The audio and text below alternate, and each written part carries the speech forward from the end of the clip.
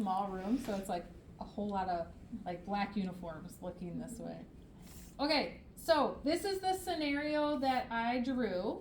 And my scenario says Jane Jones, date of birth 12/11/XX, 40-year-old female, presents to the urgent care today for reports of pain in her left wrist. You observed bruising and edema. What is edema?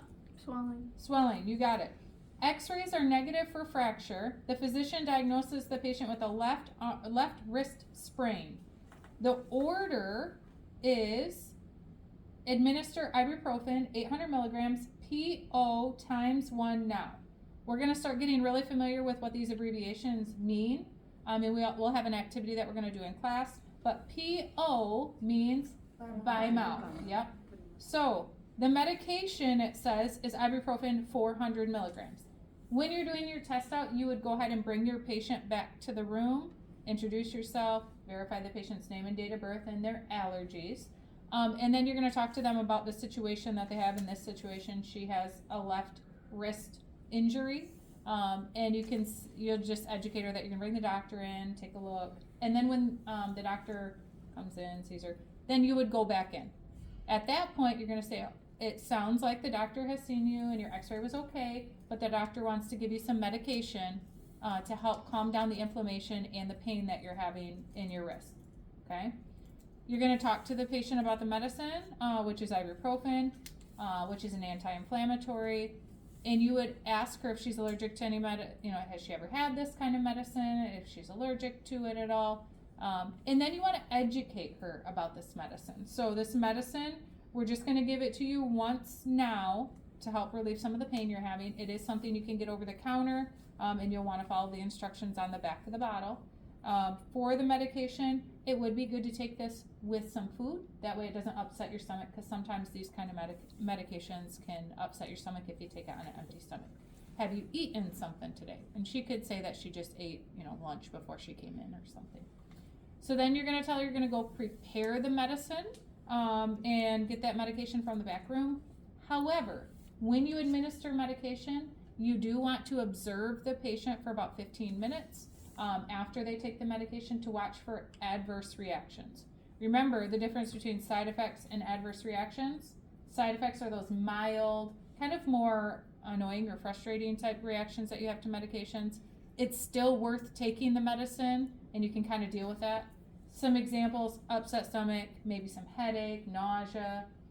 Adverse reactions are those serious, life-threatening, not worth taking the medication type reactions that you have. Seizure, allergic reaction, that type of thing.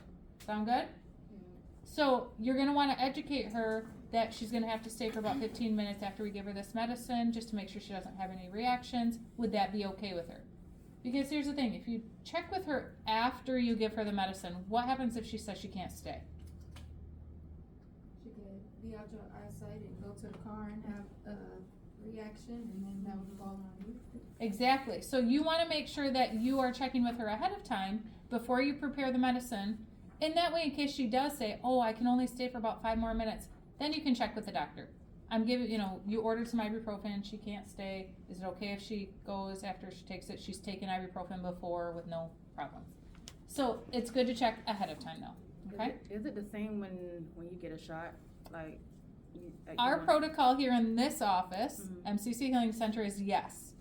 Okay. Now, it's up to each office for their own protocol if they follow that. I will tell you though, when you get an injection, it's in your bloodstream within 3 to 5 minutes, and so the reactions would happen a lot quicker. So by the time they put the Band-Aid on, give you your discharge, your instructions for follow-up or your care plan afterwards, it's been that 3 to 5 minutes typically, and so they would have seen a reaction. Oh, okay. Yep. Oral medication, and we'll learn about this when we get to chapter 53, can take up to a half an hour before it's in your bloodstream, because depending on the capsule, if it's a capsule, a liquid, does it have a coating on it, that type of thing. Okay. Did you have a question? Yeah, for like allergy injections. Uh-huh. Let's just wait like 15 or 20 minutes after. It just depends on the office and the injection that they're getting and their potential reaction to it. Yep. But in the MCC Healing Center here, after any medication administration, we're waiting 15 minutes. Sound good? Okay. So to prepare the medicine, if you guys wanna come over so you guys can kind of see a little bit better. We have our med cart here. Sorry. So when we come up to the med cart, we have our order here. I'm just gonna kind of place my order over here, just so it's out of the way. I'm gonna do my hand hygiene.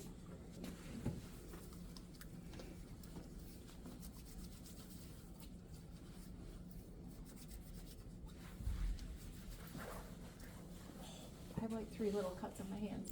This does not feel good. There's 1. There's 2. I don't know how I got all these cuts on my hands. And then I'm gonna wipe down my med cart.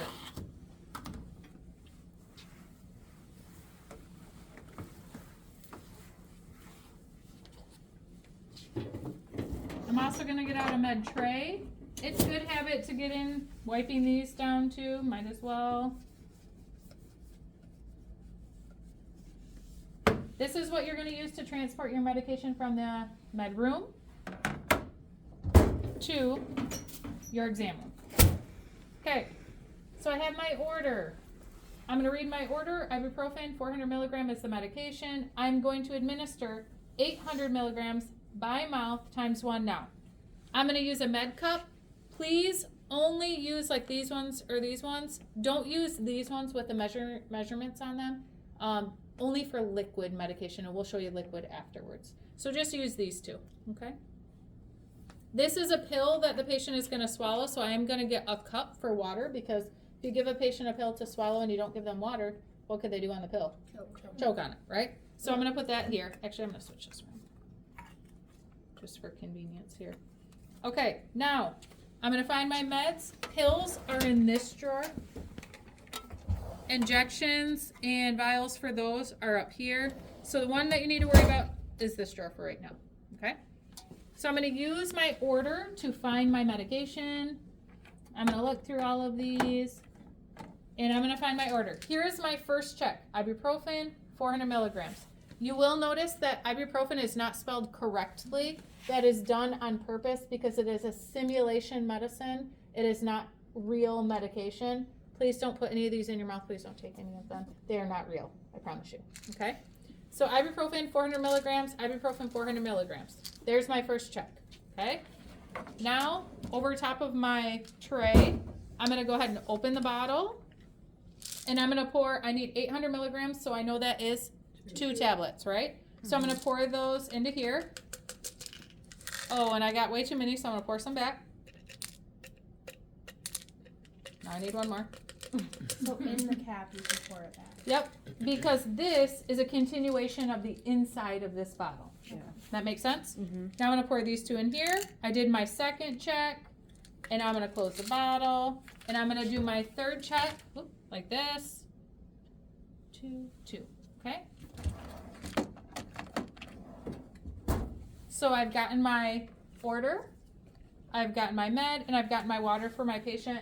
And then I would go ahead and go into the room, knock, if you want to verify the patient's name and date of birth again, allergies, and then just educate them. I have 2 pills for you. This is the ibuprofen. You're going to go ahead and swallow these. Here's some water for it. And then I'll come back in about 15 minutes to check on you, make sure you're doing okay. Sound good?